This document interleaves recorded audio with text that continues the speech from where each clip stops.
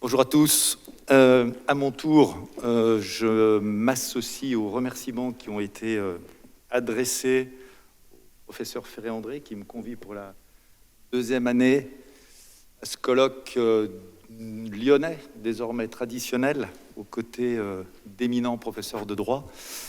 Donc merci beaucoup Sylvie, et puis merci aussi aux étudiants Master 2, droit notarial, et à leur président, pour la qualité de leur accueil et la qualité de l'organisation. Alors encore merci et bravo à tous. Alors, le sujet qu'il me revient de traiter maintenant, l'aide apportée à un enfant étudiant, qualification, disqualification, requalification.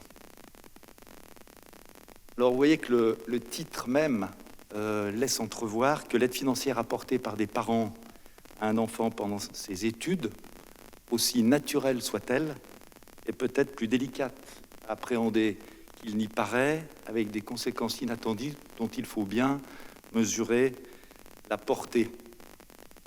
Les questions de financement familiaux parents-enfants sont en réalité en pratique de plus en plus fréquentes, on a de plus en plus de questions, et elles intéressent donc au premier chef la pratique notariale.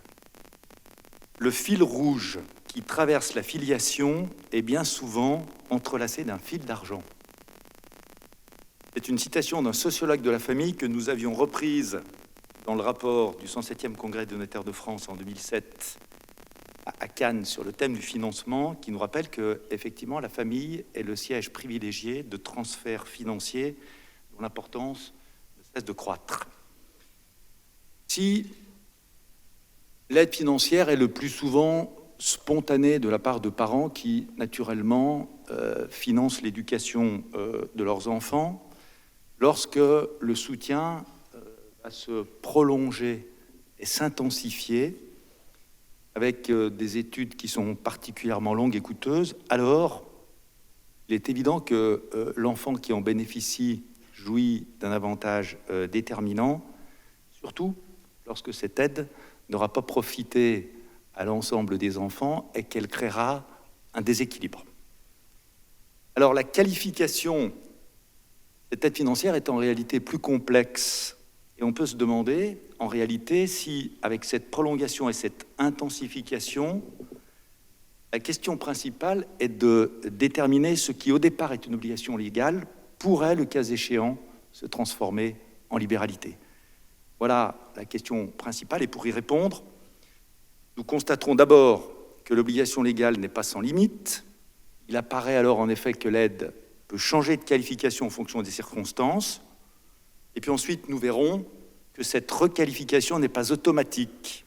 Elle nécessite en effet des conditions particulières qui ne sont pas toujours réunies, ce qui la rend incertaine. À la variabilité s'ajoute l'incertitude.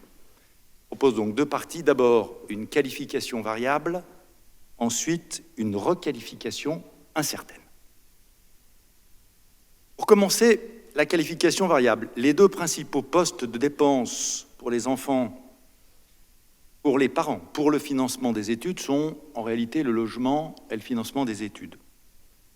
Alors, quand il consiste pour les parents à financer, outre les dépenses de consommation courante, un logement et des études pendant une période normale de scolarité, l'aide est rarement source d'interrogation. Cette aide, elle est perçue comme un devoir élémentaire des parents, et en effet, les dépenses d'entretien d'un enfant ne dépendent pas de la volonté de ses parents. Il s'agit d'une obligation légale, mais cette obligation est limitée. Voyons d'abord quelles sont justement les limites de cette obligation, puis nous verrons ensuite, lorsqu'elles sont dépassées, dans quelles conditions l'aide est susceptible d'être requalifiée en donation. D'abord, les limites de l'obligation. Au départ, l'aide parentale constitue une obligation légale, celle de l'article 203 du Code civil. Les parents contractent ensemble, par le seul fait du mariage, l'obligation de nourrir, entretenir et élever leurs enfants. Cette obligation, il faut d'abord la distinguer de l'obligation alimentaire, de l'article 205 du Code civil, parce que le fondement est différent. Ici, il s'agit du lien familial le plus fort, le lien de filiation direct. Assis sur ce lien direct, l'objet de l'obligation se trouve renforcée. Outre la nourriture et les soins, l'entretien dû à l'enfant concerne également son éducation. L'obligation d'entretien apparaît comme le devoir d'une génération devenue adulte d'amener la nouvelle génération vers l'autonomie. S'agissant d'une obligation légale, les dépenses qui sont engagées par les parents n'ont aucun impact sur les opérations de partage après le décès des parents, y compris d'ailleurs si la contribution financière n'a pas été la même pour tous les enfants qui n'ont pas tous les mêmes capacités et pas tous le même parcours. L'existence d'une obligation légale disqualifie l'intention libérale. Les parents sont ici des obligés et s'ils ne s'exécutaient pas, ils pourraient d'ailleurs être sanctionnés judiciairement. De plus, l'obligation d'entretien ne cesse pas de plein droit à la majorité, elle se poursuit pendant toutes les études supérieures de l'enfant. Il faut aussi noter que la Cour de cassation a une conception extensive de l'obligation d'entretien, car elle précise qu'elle doit être exécutée, je cite, « tant que l'enfant n'occupe pas un emploi régulier lui permettant de subvenir à ses besoins ».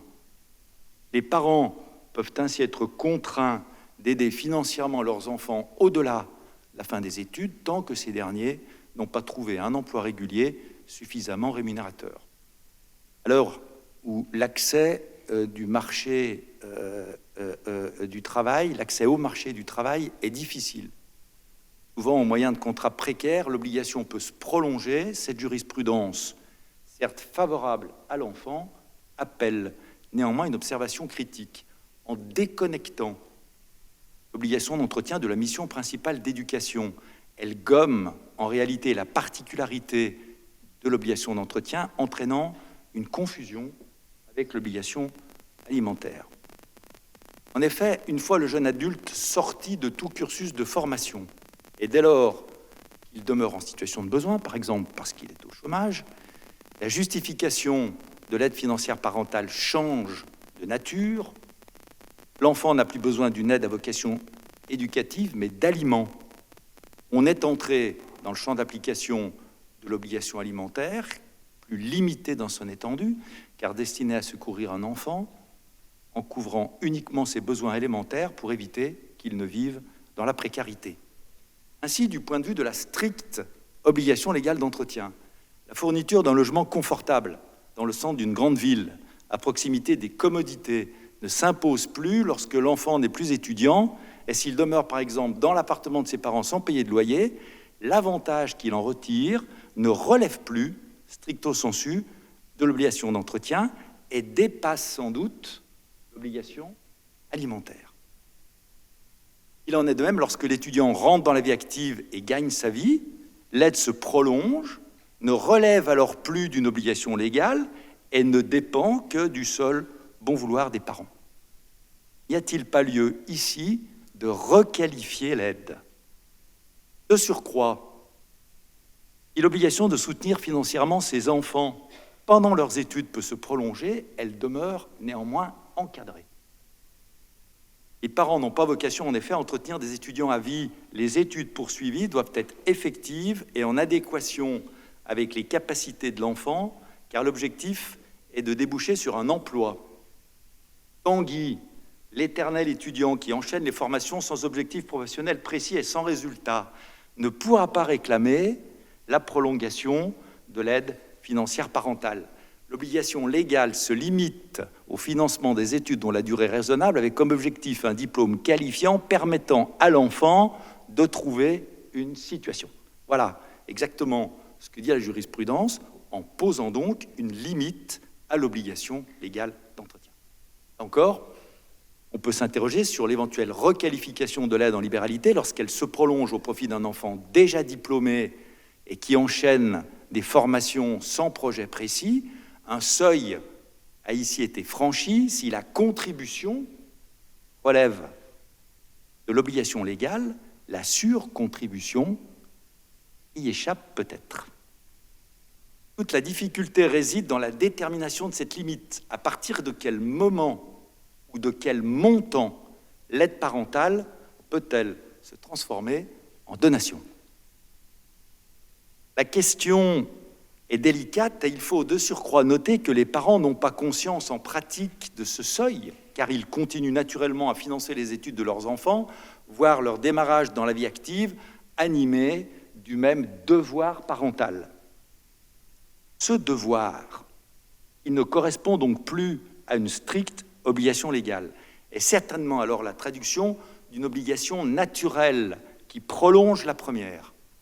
Dans la conception moderne de l'obligation naturelle, elle se ramène à un devoir moral, un devoir de conscience impérieux, a été ainsi reconnu par les juges comme l'exécution d'une obligation naturelle, le fait justement, pour les parents, d'héberger gratuitement leur fils majeur, pourtant titulaire d'un emploi salarié, pendant 4 ans.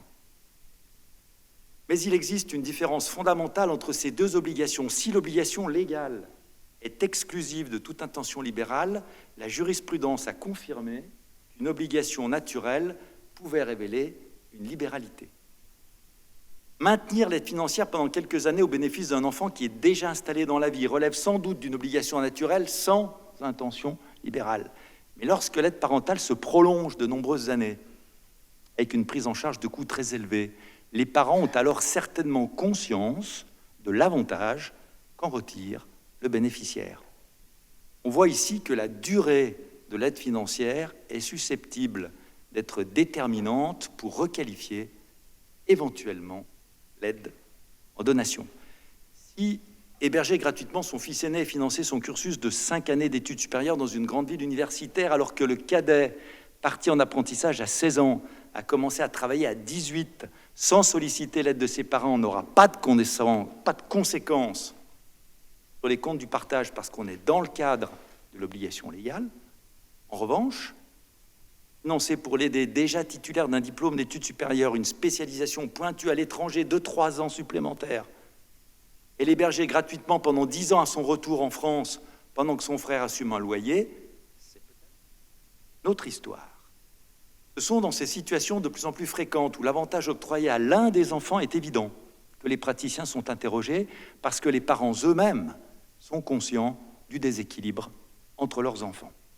Sommes-nous alors en présence d'une libéralité?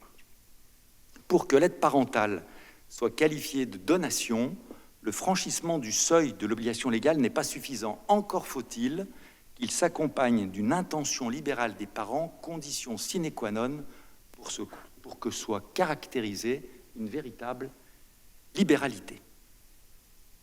La Cour de cassation l'a rappelé avec insistance, justement au sujet de l'hébergement gratuit des enfants. Il n'est pas inutile, permettez-moi de revenir rapidement sur l'évolution de la jurisprudence sur cette question et de faire le point sur l'état actuel du droit positif. Dans un premier arrêt de principe du 14 janvier 1997, la Cour de cassation avait d'abord retenu que l'occupation gratuite prolongée d'un logement par un enfant caractérisait une donation indirecte de fruits soumise au rapport. Dans un second arrêt du 8 novembre 2005, une nouvelle qualification est retenue, celle d'avantage indirect, soumis au rapport, même en l'absence d'intention libérale. Certains commentateurs ont analysé cet arrêt comme un revirement de jurisprudence avec la consécration de la notion autonome d'avantage indirect, rapportable dans tous les cas, même sans intention libérale, alors que d'autres y ont vu non pas un débat de fond, mais simplement une question de preuve, l'importance économique de l'avantage, présumant l'intention libérale. Déjà en 2005, vous noterez que la question de l'importance de l'élément matériel de la libéralité était posée. C'est ensuite sur la question centrale de l'intention libérale que la Cour de cassation est revenue avec insistance dans 4 arrêts qui ont été beaucoup commentés, rendus le 18 janvier 2012. Elle pose le principe: l'avantage résultant de l'hébergement gratuit n'est rapportable que s'il constitue une véritable libéralité qui suppose l'existence d'une intention libérale. Il y a donc assimilation entre avantage indirect et donation indirecte. Il faut noter que le haut magistrat ne disqualifie pas par principe la libéralité, il rappelle simplement que sa qualification suppose la démonstration positive d'une intention libérale. Il est ainsi mis fin, non pas au rapport de l'avantage que représente l'hébergement gratuit, mais au rapport automatique de cet avantage. Puis le 11 octobre 2017, c'est une nouvelle qualification que retient la Cour de cassation, le prêt à usage. Ce dernier constitue un contrat de service gratuit qui n'opère aucun transfert de droit patrimonial, ni quant à la propriété de l'immeuble, ni quant à ses fruits et revenus. C'est en disqualifiant cette fois purement et simplement l'élément matériel de la libéralité que la Cour requalifie la mise à disposition en prêt. À défaut d'approvissement par le disposant, il ne peut y avoir de libéralité rapportable. On a pu alors en conclure qu'il suffirait de qualifier la mise à disposition de prêt à usage pour éviter, dans tous les cas, le rapport. Certains auteurs ont, à juste titre, appelé à la prudence car la qualification juridique ne dépend pas de la volonté des parties, elle est soumise au contrôle du juge et même la conclusion d'un prêt par écrit ne suffirait pas à métamorphoser une carpe en lapin, comme l'a très justement fait remarquer le professeur Nicot. Par ailleurs, il faut bien reconnaître qu'on a du mal à comprendre comment une occupation gratuite de très longue durée qui prive les parents de loyers importants et qui permettent à l'enfant de réaliser des économies substantielles n'entraînerait aucun transfert patrimonial. Avec à la clé d'ailleurs une incohérence. Et quelques-unes au cours de cette journée. En voilà une autre. L'enfant locataire d'un logement dont les loyers sont payés par les parents devrait le rapport au titre d'une donation de fruits désormais expressément rapportable depuis la loi du 23 juin 2006, alors que l'enfant occupant à titre gratuit du même logement mais propriété des parents, alors privé du loyer correspondant, ne le devrait pas. Il faut cependant relativiser la portée de l'arrêt en question, car dans une décision du 2 mars 2022, les hauts magistrats retiennent à nouveau la qualification d'avantage indirect rapportable dès lors que les juges du fond avaient constaté l'animus donandi. Il faut noter dans cette affaire le retour de la force de l'élément matériel avec une occupation gratuite de longue durée, plus de 40 ans, qui n'a sans doute pas été étrangère à la caractérisation de l'intention libérale ayant animé les parents. Alors, quel est l'état actuel du droit positif? Dès lors, d'une part, que la mise à disposition gratuite ne relève pas d'une obligation légale, et dès lors, d'autre part, que l'intention libérale des parents est démontrée, alors elle constitue sans aucun doute une donation indirecte de fruits rapportable. Il en sera sans doute de même pour le financement d'études particulièrement longues et coûteuses susceptibles de constituer une donation directe ou indirecte de somme d'argent dès lors que l'intention libérale des parents sera démontrée. La preuve de l'intention libérale est donc, dans cette affaire, déterminante. Or, s'agissant de flux financiers intrafamiliaux informels et très rarement matérialisés par un acte écrit, cette preuve est difficile à rapporter, ce qui rend incertaine la requalification de l'aide financière des parents en donation. Après la variabilité, l'incertitude. Sans démonstration de l'intention libérale, pas de donation rapportable. Si la tâche est difficile, elle n'est pas impossible. L'explosion du budget alloué à l'étudiant et le déséquilibre créé entre les enfants peut constituer un indice décisif. Mais une réflexion en amont pour clarifier la volonté des parents et anticiper les éventuelles difficultés sera toujours utile. D'abord, la difficulté de la preuve, puis les vertus de l'anticipation successorale. Concernant la difficulté de la preuve, quand il s'agit de financer les études ou le logement d'un enfant étudiant, il n'est pas habituel de se rendre chez son notaire pour le formaliser dans un acte. Sauf évidemment, cas dont Sylvie va nous parler, de la donation d'usufruit temporaire qui nécessite un acte authentique qui va clarifier les choses. À défaut de formalisation de l'aide, réalise naturellement au fil des années. C'est donc a posteriori qu'il faudra rechercher la réelle intention des parents.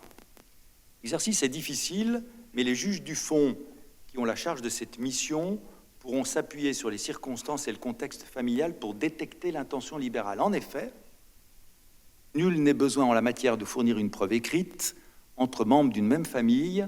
L'impossibilité morale de se procurer un écrit dispense de la preuve écrite. Les juges du fond devront ainsi, dans l'exercice de leur pouvoir souverain, analyser la situation et distinguer si l'aide financière qui a été apportée caractérise ou non la volonté délibérée de gratifier un enfant. Je voulais juste vous dire en matière de preuve, une décision est peut-être à noter du 19 mars 2014, parce que la Cour de cassation semble ouvrir largement la preuve dans l'intention libérale. On avait en effet 2 testaments successifs. Le premier précisait que l'occupation gratuite d'un logement par l'un des enfants était rapportable. Le second révoquait le premier testament, mais sans reprendre cette précision. Et bien, dans ces conditions, les hauts magistrats ont considéré que la libéralité avait été maintenue en précisant que tous les modes de preuve sont admissibles pour établir que c'est avec une intention libérale que le défunt a consenti à un héritier un avantage rapportable. Or, l'explosion des dépenses de logement dans toutes les grandes agglomérations ainsi que des frais de scolarité dans les établissements privés accentue aujourd'hui le déséquilibre financier entre les enfants lorsqu'ils n'en ont pas tous bénéficié. La dépense globale engagée par les parents représente à terme un capital qui constitue un véritable investissement sur l'avenir de leur enfant avec l'objectif de lui garantir une carrière professionnelle. Ce nouveau contexte entraîne en réalité une remise en cause de la distinction traditionnelle qu'opère le Code civil entre entretien et établissement. Dans le Code civil de 1804, la frontière était claire avec une logique simple. Concernant l'entretien de l'enfant, l'article 852 du Code civil précise que les frais engagés ne sont pas soumis au rapport. En revanche, l'article 851 du Code civil, les frais d'établissement de l'enfant sont, eux, rapportables. Ainsi, les enfants doivent être nourris, éduqués, entretenus aux frais de leurs parents. C'est une question de flux naturel. Et les dépenses engagées à l'époque présumées modestes et de courte durée ne donnent lieu à aucun compte entre les enfants. En revanche, l'installation de l'enfant y incombe, et en cas d'aide parentale, c'est la transmission d'un capital qui lui est accordé et qui rompt l'égalité entre les enfants. Elle donne lieu alors à rapport au moment du partage. Aujourd'hui, avec la prolongation de l'aide allouée aux enfants et l'augmentation des dépenses, la présomption de modicité de l'entretien parental, fondement de l'article 852 du Code civil, tient plus difficilement. L'importance des sommes en jeu transforme à terme le flux naturel des dépenses récurrentes. Sa capitalisation dans la durée correspond alors à un avantage déterminant pour l'enfant qui en a bénéficié.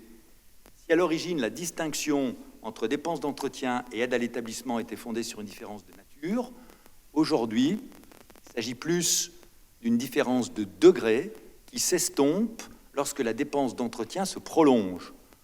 En effet, le paiement d'études particulièrement longues et coûteuses, assorties de formations à l'étranger cotées, s'apparente pour les parents à une opération de placement pour favoriser l'avenir professionnel de l'enfant. Le montant cumulé de l'aide financière nécessaire, par exemple, aux études de l'aîné dans une grande école de commerce française, complétée par une spécialisation à l'étranger, peut être équivalent au capital donné par les parents au cadet qui, parti en apprentissage à 16 ans du domicile, acquiert 10 ans plus tard un fonds de commerce. Peut-être là encore incohérence, pourquoi ce dernier serait-il contraint de rapporter la donation qui lui a permis d'acheter son outil de travail, pendant que l'aîné, ayant reçu la même somme et aujourd'hui cadre dirigeant d'une grande entreprise, serait dispensé de tout rapport.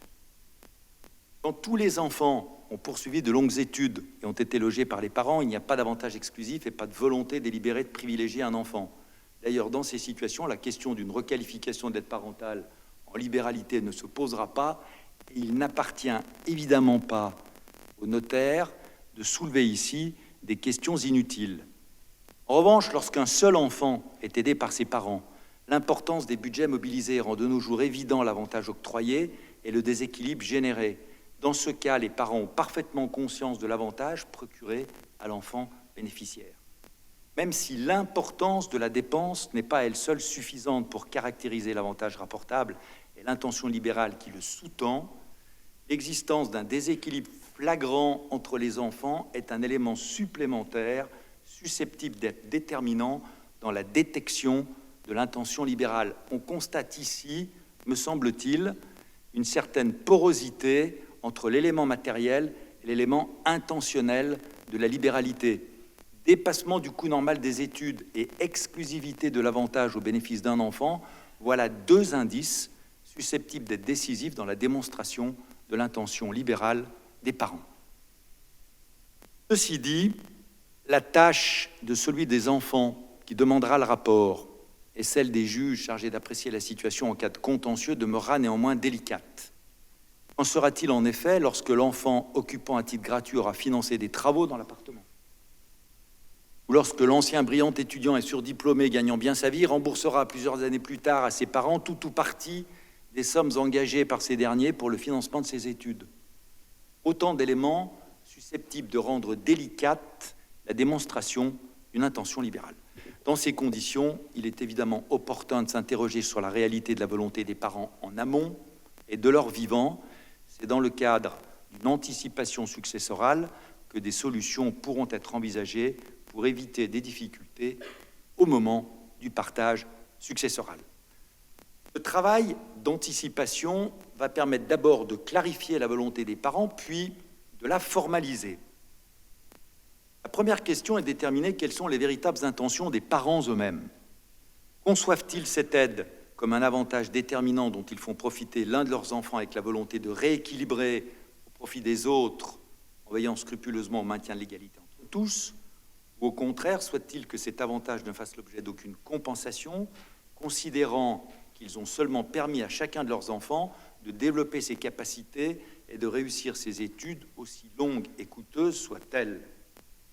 Une fois clarifié, il sera alors possible de formaliser la volonté des parents et d'établir un acte écrit pour sécuriser le financement. Le rôle du notaire est ici déterminant dans l'établissement d'un acte dans lequel sera exprimée la volonté des parents. Cela permettra d'éviter ou de limiter grandement le risque de contestation au moment du règlement de la succession. Certes, une requalification par le juge est toujours possible, mais il est plus difficile de contrer une volonté clairement exprimée dans un acte que d'interpréter a posteriori des situations confuses. Imaginons, si vous voulez bien, pour terminer, un petit cas pratique. Monsieur et Madame Prudent consultent leur notaire, mettent de la clause. Ils ont 2 fils. L'aîné qui suit des études de droit dans une excellente faculté dont les frais d'inscription sont très raisonnables, et le cadet inscrit dans une école de commerce cotée mais coûteuse, avec la sortie d'une expatriation de 2 ans à l'étranger pour une formation complémentaire. Une similitude avec des personnages ou des faits ayant existé serait évidemment purement fortuite. Ils veulent éviter toute discussion ultérieure et s'en remettent au conseil avisé de mettre de la clause. Il s'avère en réalité que dans l'esprit des parents, l'aide financière accordée à leur fils cadet est de nature hybride. D'abord, s'agissant des frais de scolarité en France, ils considèrent que cette somme n'a pas à être prise en compte, même si les frais de scolarité de leur fils aîné sont bien moindres. En revanche, ils souhaitent que les frais engagés pour le départ à l'étranger de leur fils cadet soient pris en compte pour rétablir l'équilibre avec leur autre fils. Ils souhaitent même qu'une partie du coût leur soit remboursée lorsque leur fils gagnera sa vie, probablement au moment où eux-mêmes cesseront leur activité et subiront une baisse de revenus. Par ailleurs, leur fils aîné, déménageant à la fin de son stage de fin d'études universitaires, envisage d'acquérir un petit appartement. Ils sont prêts, peut-être, à l'aider pour ce premier achat en lui allouant une somme à peu près équivalente à celle accordée au cadet pour sa formation à l'étranger. Maître de la clause leur propose, entre autres, 3 solutions qui permettent de formaliser la volonté des parents. D'abord, une convention de financement peut être envisagée entre les parents et leur fils cadet qui comporte 3 parties, 3 étages. Première partie, elle rappellera simplement la somme engagée pour le financement de la scolarité en France au titre de l'obligation d'entretien non rapportable.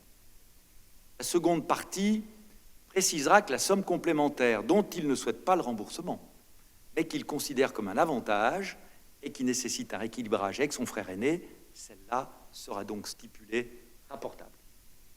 La troisième partie, enfin, sera relative au solde de la somme allouée au cadet qui devra être remboursé lorsqu'il sera rentré dans la vie active. Il s'agit ici d'un prêt familial qui pourra être consentie d'ailleurs sans intérêt. Cette absence d'intérêt ne constituera pas une donation indirecte, faute justement d'intention libérale, car le prêt en tant que tel disqualifie l'intention libérale. C'est la différence entre un prêt, même sans intérêt, et une donation. 3 qualifications donc: obligation d'entretien, donation et prêt. Deuxième solution possible, une donation-partage au profit cette fois des 2 enfants, qui intègrent les frais de formation complémentaires à l'étranger du fils cadet et qui constatent l'aide financière de même montant accordée à l'aîné pour l'achat de son appartement. Cette solution a l'avantage d'associer tous les enfants à la solution retenue et de figer le montant des sommes allouées aux enfants, évitant tout rapport et toute réévaluation au moment de la succession.